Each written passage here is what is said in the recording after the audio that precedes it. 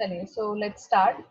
So we had started the chapter improvement in crop, food resources actually. So we had discussed many things about this chapter, but we were just starting up the chapter. Now obviously we will peep deeper into the chapter and we look into how the food resources they are being improved, right? Now, when you're talking of the food resources, obviously that is directly related to the agriculture, right? Agriculture. So, what is that? It is the science and practicing of farming, which involves rearing of livestock, cultivating land, raising crops, harvesting, and marketing the produce, right? So, जो ये आपका जो भी ये सारे procedures हैं, अगर आप उनको scientifically undertake करते हो, so that comes under the branch of agriculture. ना ऑब्वियसली अगर हम एग्रीकल्चर कर रहे हैं तो उसमें मेन जो पिक्चर आती है दिमाग में वो क्या आती है, फसलों की आती है ना. हमारे दिमाग में ये नहीं आती कि हाँ जी जो फार्मर होगा he will be taking his products to the market और he will be rearing and taking care of fellows और काउज. हमारे दिमाग में जो पिक्चर आती है वो आएगी फील्ड्स की, राइट? सो क्रॉप्स जो होती हैं, आप क्रॉप्स कह सकते हो सेम टाइप ऑफ प्लांट्स. जब आप एक बहुत बड़े एरिया पे एक साथ ग्रो करते हो, दोस type of plants are known as crops. And crops को आप हम जो है वो दो तरह से डिवाइड करते हैं depending upon the season. First is your kharif crop and then is rabi crops, right? Okay. So anybody has an idea about what are kharif crops and what are rabi crops?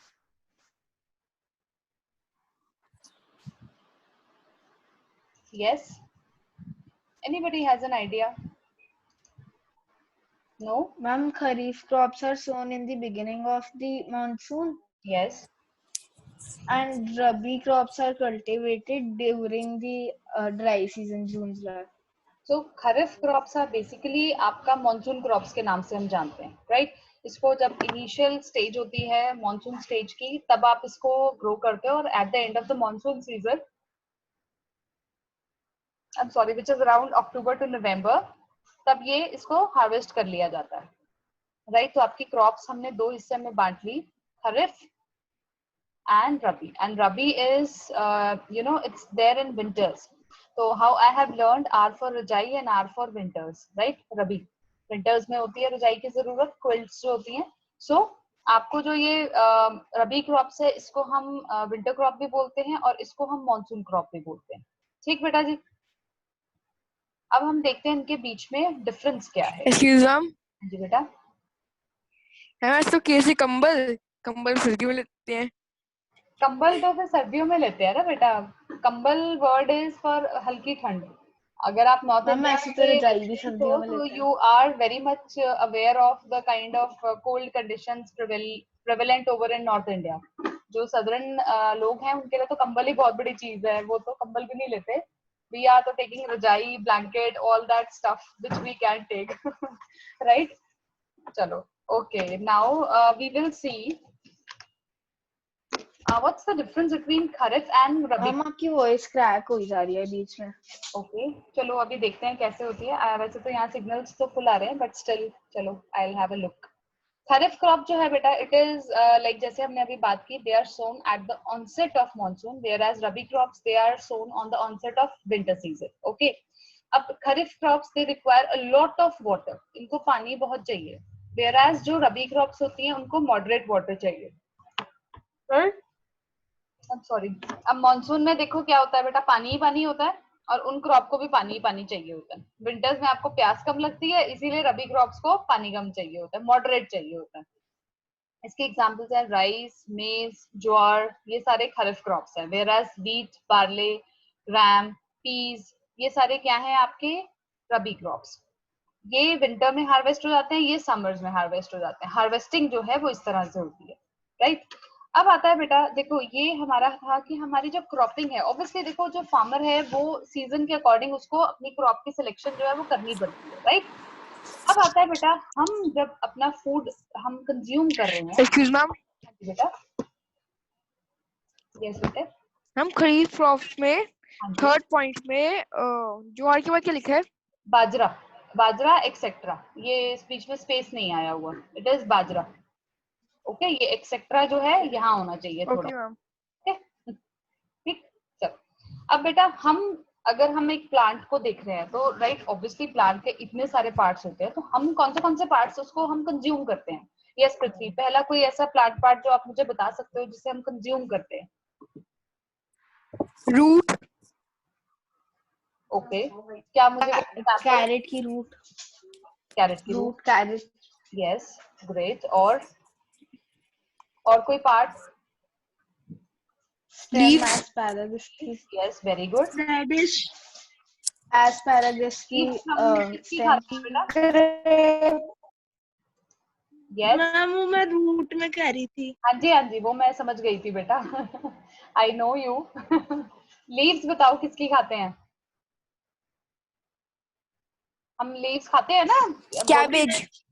Cabbage, okay fine. और green leafy जो होती है cabbage, ठीक है, लिख सकते हैं हम कैबेज भी लीव्स ही होती हैं। और स्पिनच। स्पिनच। यस, चलो और कोई पार्ट आप बताओ बेटा, और कोई पार्ट?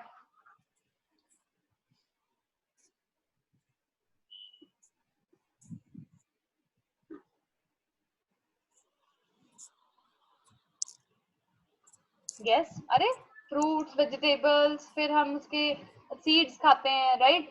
और ड्राई फ्रूट खाते हो, फिर आप और क्या खाते हो? स्टेम्स खाते हो, फिर एस्पैरागस की स्टेम खाते हैं। यस, हम स्टेम्स खाते हैं काफी सारे, जैसे कि आपका वो होता है ना पोटैटो, अनियन, ये सब क्या है? स्टेम्स ही तो होते हैं, ठीक है।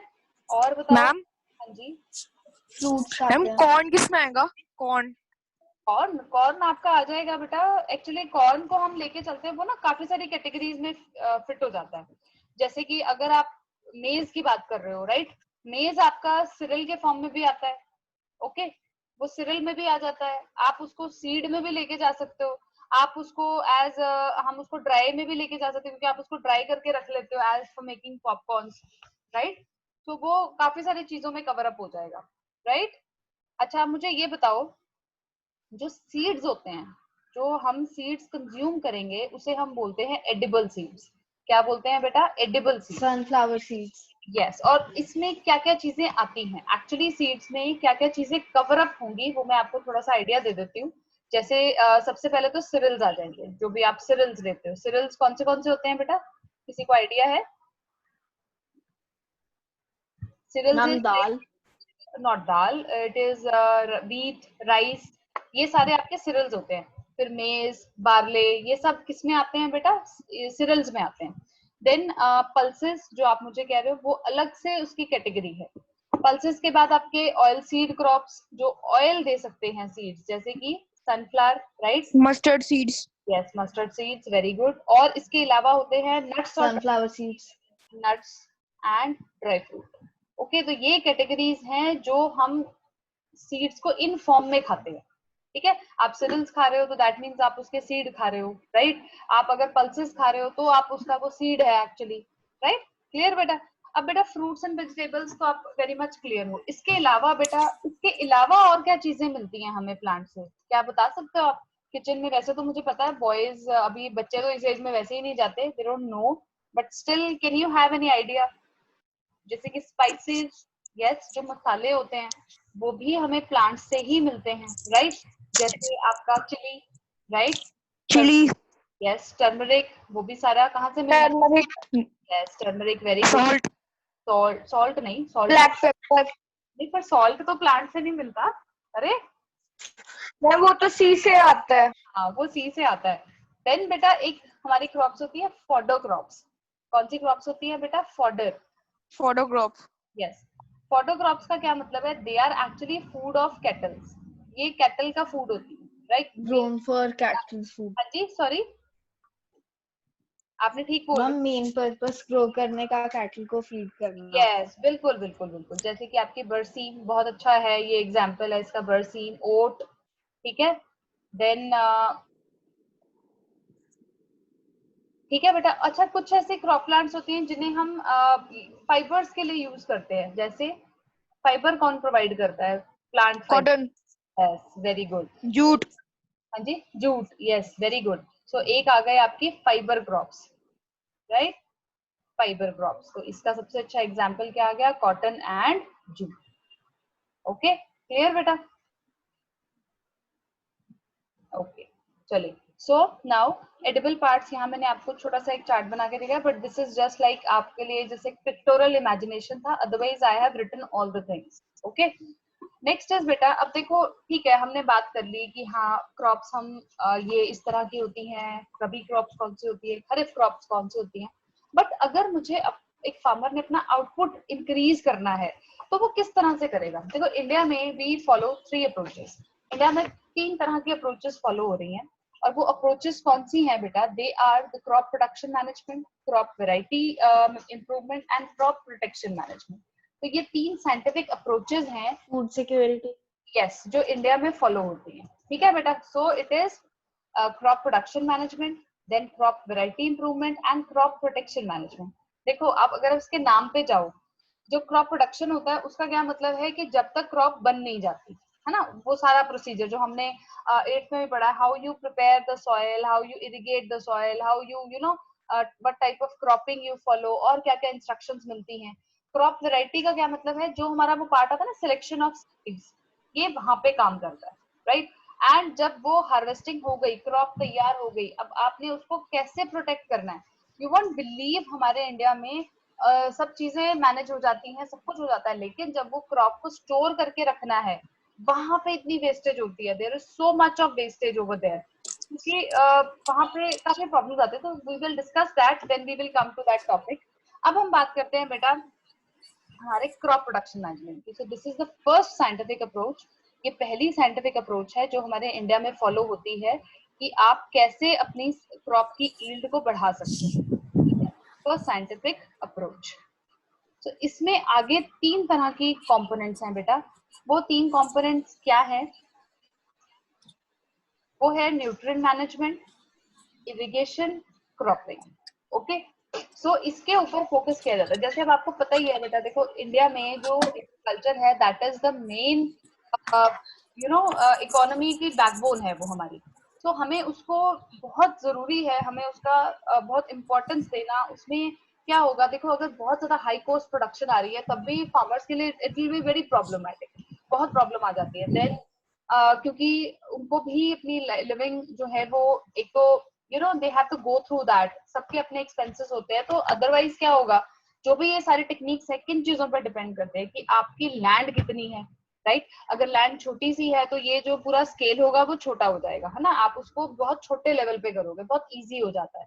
लेकिन क्योंकि देखो अगर मेरे पास फील्ड ही थोड़ा है तो मैं अब ये तो उम्मीद नहीं कर सकती ना कि भाई मेरे तो अब सपोज करो पेपर ही मेरे 100 मार्क्स का है, तो I can't expect to be like getting 200 marks. वो तो एक्सपेक्टेशन ही बेवकूफों वाली है ना।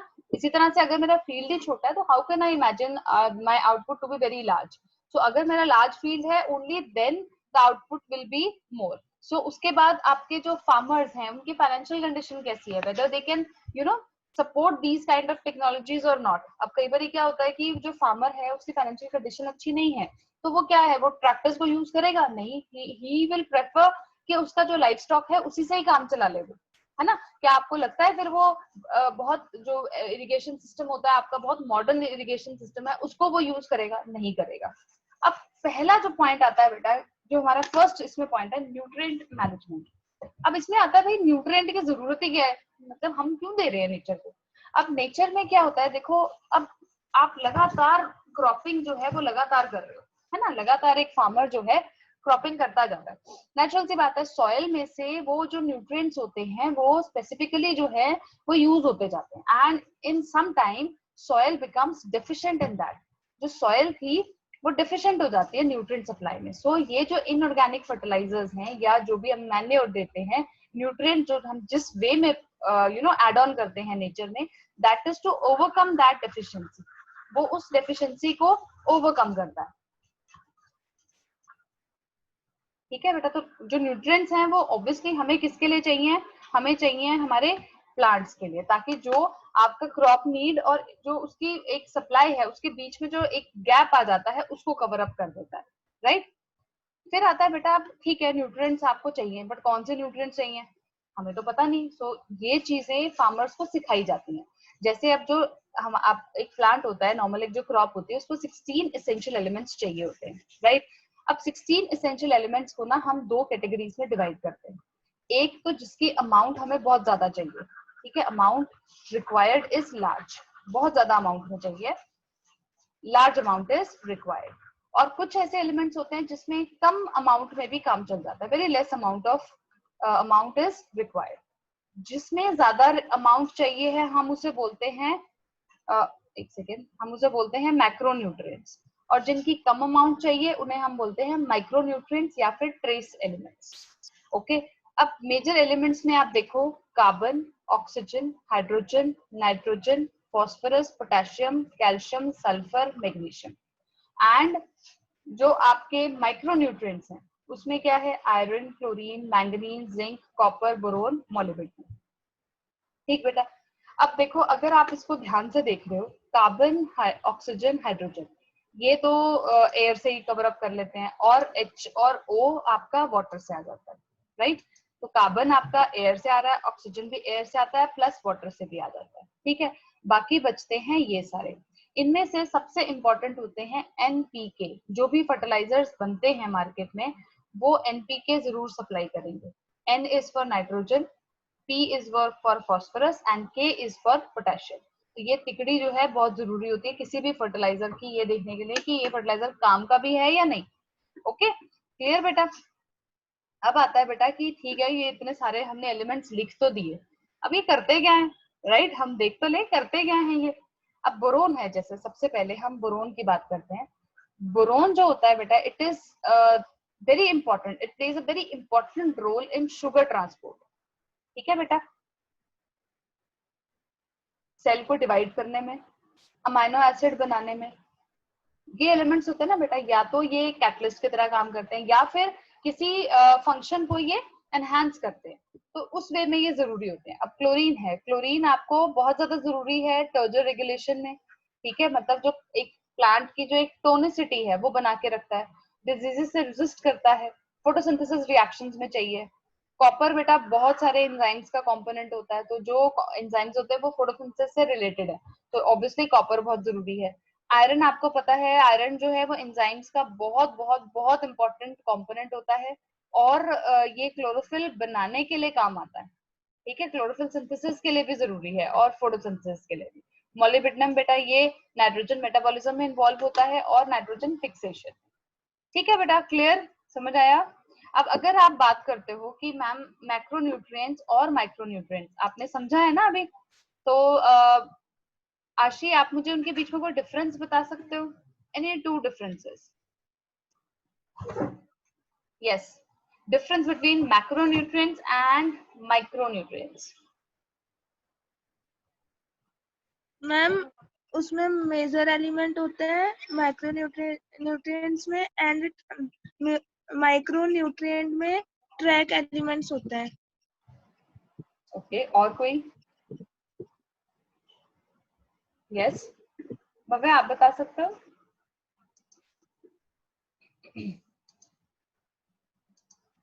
यस बेटा। मैम जो मेजर वाले होते हैं उनमें ज्यादा क्वांटिटी अच्छी होती है, और जो माइनर वाले होते हैं उसमें कम अच्छी होती है।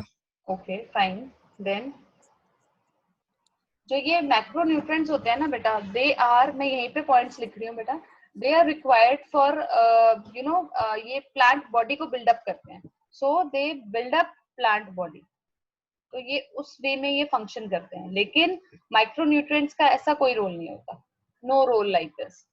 ठीक बेटा। सेकेंडली जो आपके ये होते हैं ना माइक्रोन्यूट्रिएंट्स, ये ज्यादातर एंजाइम एक्टिविटी में इन्वॉल्व होते हैं, right? So they are more involved in enzyme activity, more involved in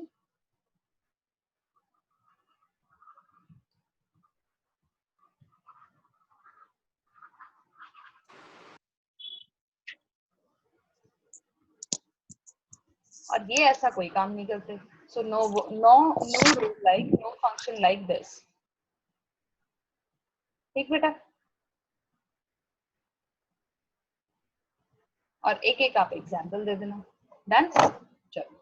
अब है बेटा, ठीक है, हमने बात कर ली कि भाई ये एलिमेंट्स चाहिए हैं, क्रॉप इसको यूज कर रही है, तो अब इसको रिप्लेनिश करने का क्या तरीका होता है। Can anybody tell? मैम आपकी आवाज बहुत ब्रेक हो रही है। क्या सबको कट कट के आ रही है क्या? यस बेटा, यस मैम, बीच बीच में हो रहा है। बीच बीच में हो रहा है। वैसे तो मैम और वीडियो भी पॉज हो जाती है। वीडियो पे पॉज हो जाती है, बट चलो अभी वैसे तो सब कुछ। मैम यूट्यूब पे वीडियो पे भी बीच में अटक जाती है आवाज। हाँ वो मुझे पता है। यस मैम, मैं देख रहा था कल सारे एंड में आवाज ही नहीं आती। यस बेटा, हम सॉइल को हाँ जी, सॉइल को अब क्रॉप लगा ली मैंने। मैम नाइट्रोजन फर्टिलाइजर डाल के ह्यूमस डाल के। Yes, very good. तो हम क्या करते हैं, manure we add on manure, we add on fertilizers, right? So ये हमने कुछ कुछ पढ़ा हुआ है, मैन्योर्स के बारे में भी पढ़ा है और फर्टिलाइजर्स के बारे में भी पढ़ा है। आप मुझे बता सकते हो what is exactly manure? Manure होता क्या है, हम इसको अगर डिफाइन करना हो? हम जो ऑर्गेनिक वेस्ट से बना होता है। ओके, मतलब हम कह सकते हैं कि they are organic fertilizers. Ma'am food Yes, ma'am. Waste से बना हुआ होता है, एनिमल रिमेन से बना हुआ होता है और रिसाइक्लेबल प्रोडक्ट से। यस, तो ये हमसे कह देते हैं कि ये एक ऑर्गेनिक फर्टिलाइजर का काम करता है, राइट? ठीक हो गया? ओके, यस तो हम क्या करते हैं बेटा, कह सकते हो बहुत बल्की होते हैं ये मैन्योर जो होता है, काफी बल्की होता है, स्मेली होता है काफी, है ना? उसको स्टोर करना बहुत मुश्किल होता है। और मेन जो होता है, इसको जब हम यस मैम। तो तैयार करने के लिए क्या होता है, it is basically a decomposition product of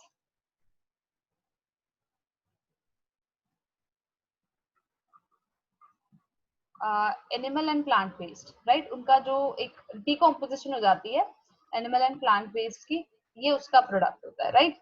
अब बेटा इसमें क्या रहता है कि आपके जो ये होते हैं ना मैन्योर्स होते हैं, ये भी काफी तरह की होती हैं। आपने ये 8th क्लास में पढ़ा हुआ है, जैसे compost, green manures, then farm yard manures, फिर वर्मी कंपोस्टिंग, अगर आपको याद हो तो कंपोस्टिंग होती है with the help of earthworms, right? और वो रेड कलर के अर्थवॉर्म्स होते हैं स्पेशली, तभी हम उसे क्या बोलते हैं, फार्मर्स बेस्ट फ्रेंड, है ना? सो अब मैन्योर जो होता है बेटा, हमने मैन्योर ऐड की, ये देखो इसमें हमें जो ऑर्गेनिक कंपोस्ट दिखाया गया है, दैट इज शोन कि आप इसको यार्ड वेस्ट, जो भी वहां पे वेस्ट कलेक्ट हो रहा है, राइट? उसके बाद जो भी नॉन रिसाइक्लेबल पेपर है वो ले लो। देन फूड वेस्ट, जो भी फूड वेस्ट होता है, जैसे कोई फ्रूट पील्स हैं या कोई वेजिटेबल खराब हो रही है, आप उसको उसमें रख दो। थोड़ा सा इसमें क्या होता है बेटा, पानी में डिप करके रखना होता है, थोड़ी सी आप मैन्योर ऐड कर देते हो। तो दिस इज हाउ डिकम्पोजिंग या कंपोस्टिंग अकर्स। ये देखो, अब हमने क्या किया, वाटर सारा कुछ ले लिया। क्या लिया है, ये आपने ले लिया Brownlee stew woody material, green आपने ग्रास ले ली, फूड स्क्रैप, मैन्योर, ये सारा कुछ ले लिया। मैन्योर का मतलब होता है जो आपकी ओरिजिनल मैन्योर होती है, थोड़ी सी वो भी डालनी होती है, और उसको ना पानी में डिप करके रख दो कुछ टाइम के लिए। Although it is very smelly, वो उसको रखना बहुत मुश्किल है, लेकिन उसको तैयार ऐसे किया जाता है, उसको पानी में थोड़ा सा मिक्स करके रखते हैं, तो पानी के प्रेजेंस की वजह से उसमें डिकम्पोजिशन होनी शुरू हो जाती है, it gets converted into compost, and this compost is really good for plants. होता क्या है, इस पे सारे माइक्रो ऑर्गेनिजम्स और मैक्रो ऑर्गेनिजम्स एक्ट करते हैं, and they cause decomposition of the various particles over there. तो मैक्रो ऑर्गेनिजम्स में मैंने आपको बताया था कि अर्थवॉर्म है, अगर अर्थवॉर्म डिकम्पोजिशन करता है या कंपोस्टिंग करता है तो हम उसे बोलते थे वर्मी कंपोस्ट। ठीक है बेटा, वर्मी कंपोस्ट। माइक्रो ऑर्गेनिजम्स में बेटा बैक्टीरिया, फंजाई, माइक्रोब्स, ये तो सारे के सारे ही है ना, ये तो सब एवरीबॉडी इज इन्वॉल्व। अब बेटा देखो मैन्योर्स क्या था कि जैसे हमने बात मैम की, कोकोपीट भी तो, हाँ जी बिल्कुल, कोकोपीट। बिल्कुल बिल्कुल ठीक है। मैम वर्मी कंपोजिशन पहले टॉयलेट्स में होता था ना? पहले किसमें होता था? टॉयलेट्स। हाँ जी बिल्कुल, पहले होता था। सो न्यूट्रिएंट्स बेटा हमने क्यों ऐड किए, सो दैट जो प्लांट्स हैं they grow healthy, then continuous growing of plants that makes the soil poorer in nutrients, क्योंकि जो क्रॉप्स होते हैं they keep sucking the nutrients. अब मैन्योर जो होता है बेटा, they are like manuring is done just to replenish the soil with nutrients. Okay, हम रिप्लेनिश कर रहे हैं न्यूट्रिएंट्स के साथ, और ये ऑर्गेनिक सब्सटेंस है which is like got from the decomposition of plant and animal waste. Then you have बेटा, ये देखो, अब जो ये नाइट्रोजन था, अब कोई भी फर्टिलाइजर होगा ना बेटा, उसमें ये चीज होनी बहुत जरूरी है, राइट?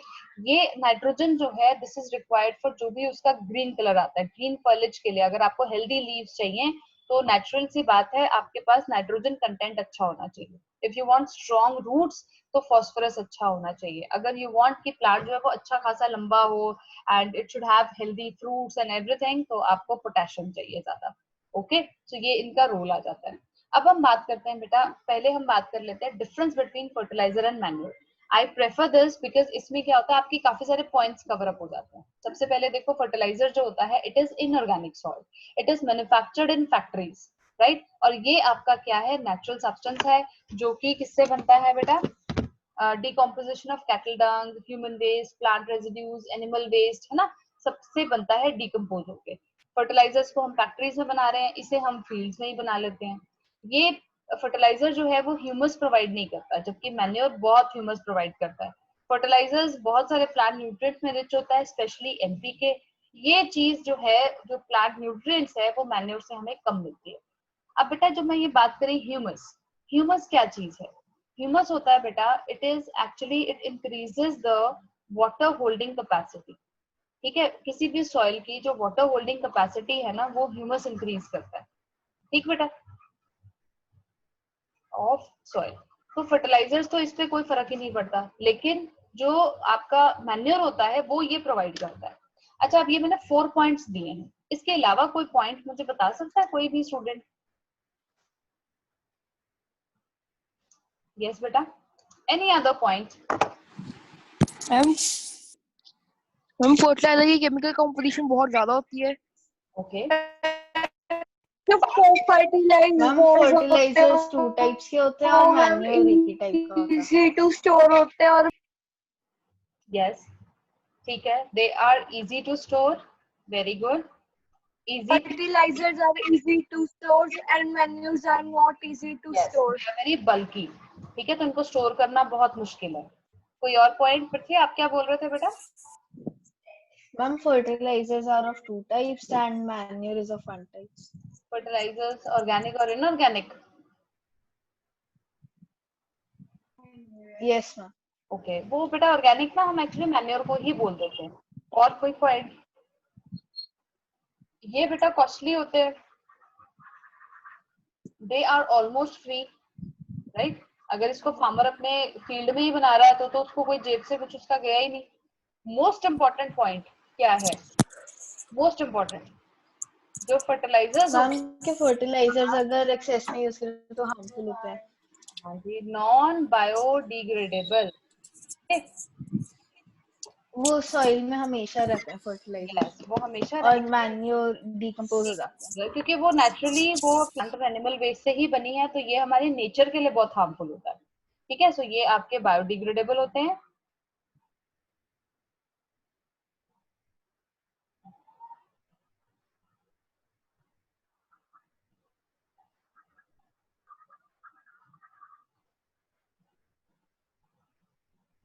ओके, पॉइंट क्लियर है ये सारे? Yes ma'am. अब हम बात करते हैं एडवांटेजेस ऑफ मैन्योर. ठीक है, अब मैन्योर के क्या एडवांटेजेस हैं? सबसे पहले क्या कर रहा है, वो एनरिच कर रहा है सॉइल को with nutrients and organic manure. ठीक है, large amount of organic matter को डील कर रहा है. जो सॉइल फ्रेंडली बैक्टीरियाज होते हैं या ऑर्गेनिजम्स होते हैं उनको इंक्रीज करता है, जैसे कि आपके अर्थ फॉर्म्स.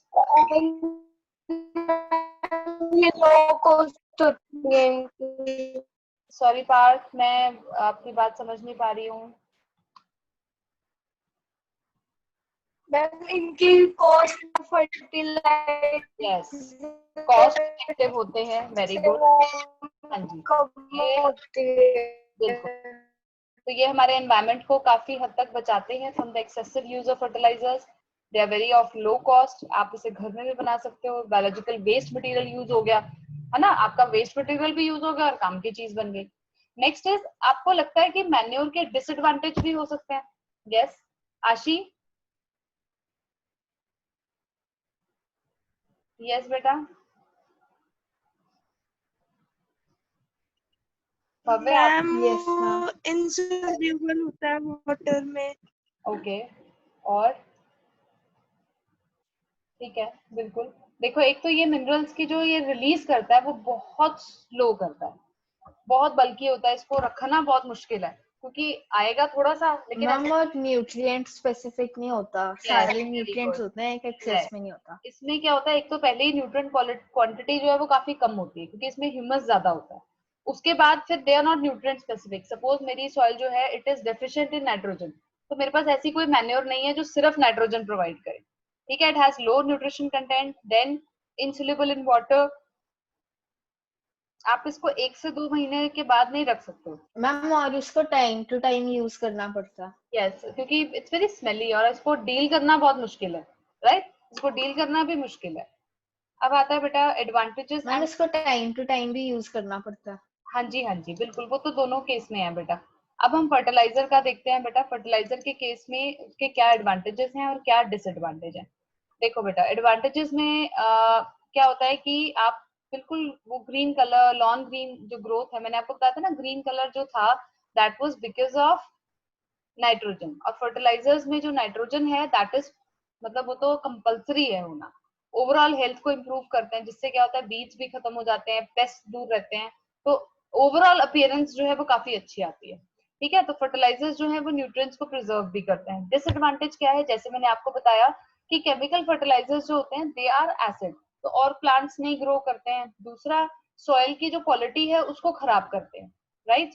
सॉइल की क्वालिटी को भी खराब करते रहते हैं, सो वो हमारे लिए एक प्रॉब्लम क्रिएट हो जाती है।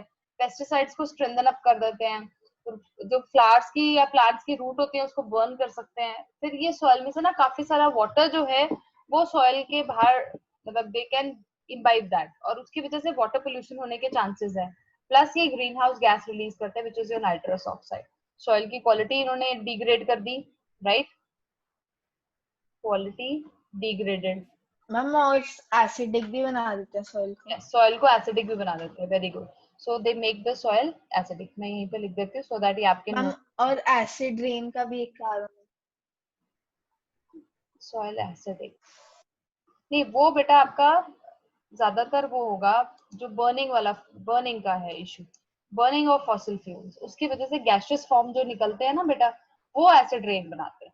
लिक्विड वाला चीज नहीं बनाएगी। जैसे CO2 है, CO2 when it reacts with water it will form carbonic acid. Okay okay, so we were talking about fertilizers.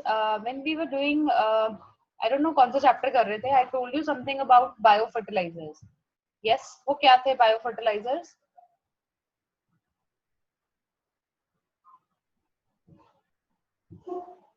Yes, जो ऑर्गेनिज्म सॉइल को एनरिच कर रहे थे न्यूट्रिएंट्स के साथ, so they are the organisms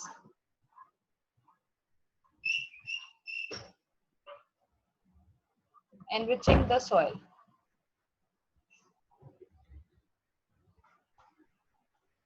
Enriching the soil with nutrients. Okay, can you give me example? अरे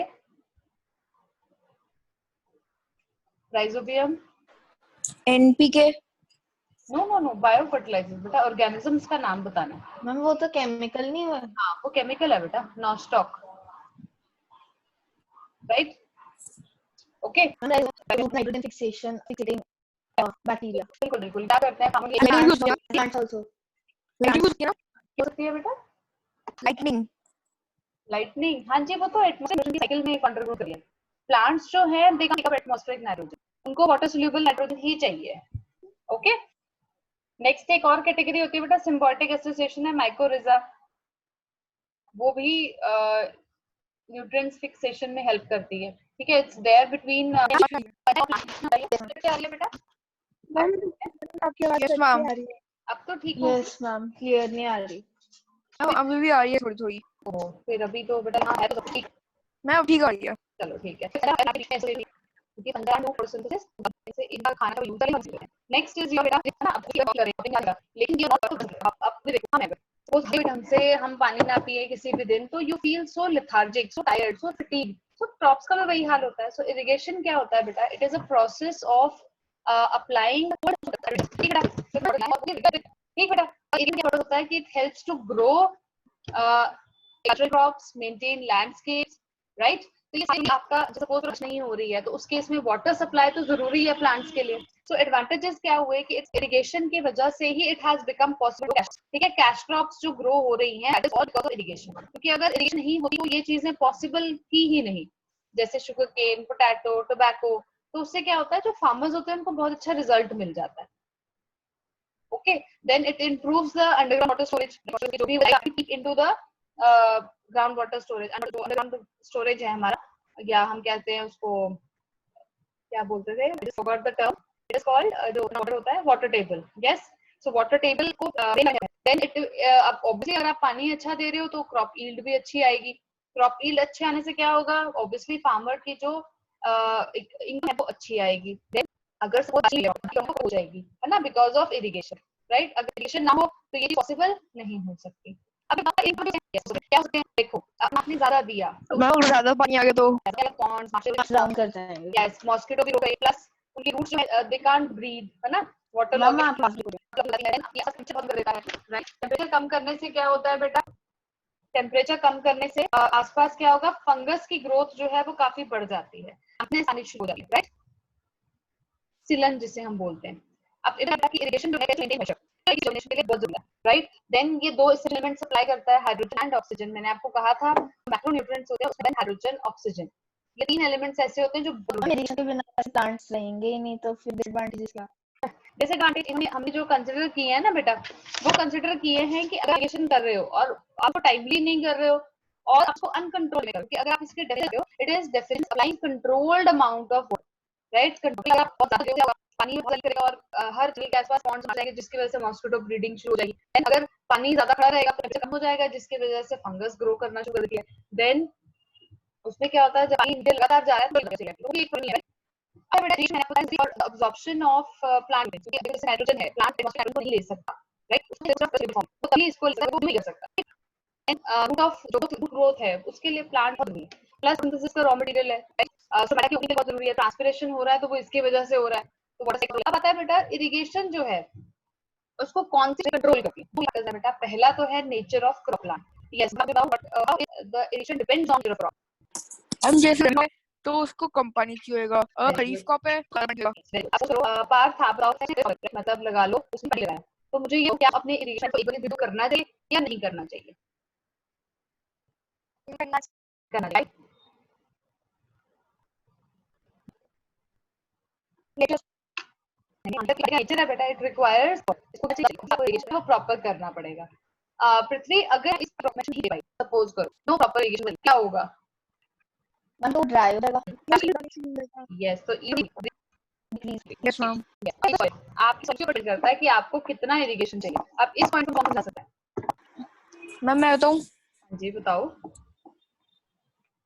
ma'am जैसे अगर सॉइल जो है जैसे अगर वो एलोवेरा है तो फ्लावर डिवॉल्व हो सकता है पानी। Okay, but we are talking about soil. We are talking about plant. Yes.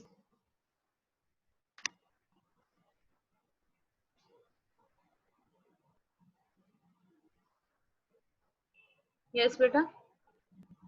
Ma'am repeat करना अपना क्वेश्चन। मैंने पूछा कि how is the soil determines the techniques for irrigation. वो कैसे डिटरमाइन करता है? मैम अगर एसिडिक सॉइल है तो फिर उसमें बेसिक फर्टिलाइजर डालेंगे, या फिर एसिडिक क्रॉप्स, एसिडिक सॉइल में उगने वाले क्रॉप्स उगेंगे जैसे कि कॉटन। बट एसिडिक और बेसिक का इरिगेशन में क्या रोल है? अगर सपोज मुझे सॉइल टाइप्स क्या क्या होती है ये बताओ। पार्थ आप बताओ बेटा, what types of soil? Types of soil हम 5 Lumi, yes, loamy, yes, red soil, black soil, clay soil, clay soil, alluvial soil. okay. Ashi, you tell out of these soils which requires more water? Yes, clay soil तो ज्यादा होती है। Sandy soil.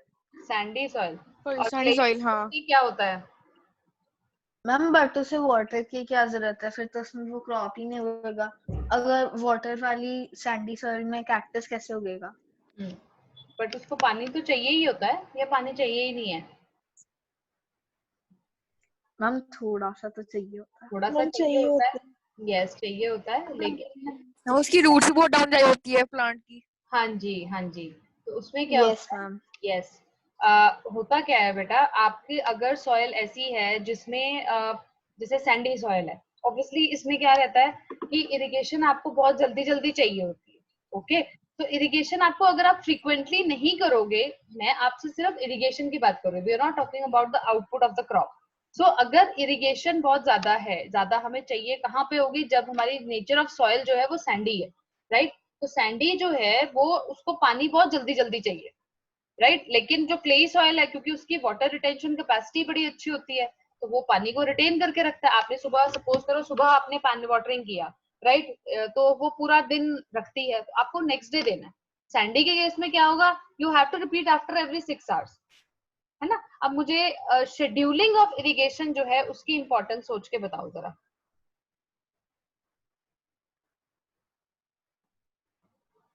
Yes बेटा, advantages क्या होंगे?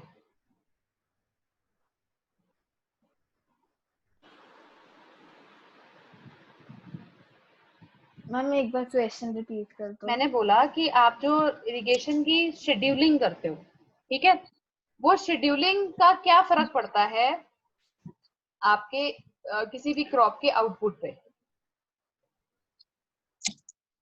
Ma'am advantage यानी ma'am आप disadvantage? Water save कर इस सकते दोनों हो। चीजें बता दो।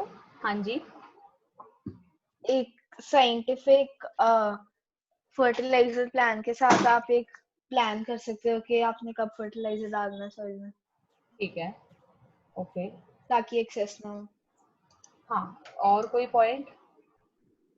मैम जो मैम मतलब कोई भी क्रॉप से लेके जितना उसे पानी चाहिए उतना ही पानी देना, एक्स्ट्रा नहीं देना चाहिए। एक्स्ट्रा नहीं देना चाहिए, सो उससे क्या होगा, वाटर लॉगिंग प्रॉब्लम नहीं होगी। Yes, right. और यस हम क्या मैम। कर सकते हैं, जो हमारा ma'am root yes salinity problems को भी असिस्ट कर देता है यस, कंट्रोल करने में। और इवन जो कॉस्ट ऑफ वाटर होता है उसको रिड्यूस कर देता है, राइट। और जो लेबर लगेगा, अब हमें पता है कि यार मैम शेड्यूल, वाटर भी सेव करता है। वाटर भी सेव होता है, और जो वाटर सेव हुआ वो फार्मर किसी और चीज में utilize non cash crops. Yes, non cast crops में नेट रिटर्न्स इंक्रीज हो जाते हैं by increasing the crop yields, right. Crop quality, water logging problems कम हो गई, assist in controlling root zone salinity problem. Salinity मतलब वो एल्कलाइन बन जाती है, राइट। एल्कलाइन बनने से भी आपकी जो रूट ग्रोथ है वो कम होती है। ठीक है बेटा, so that's it for today.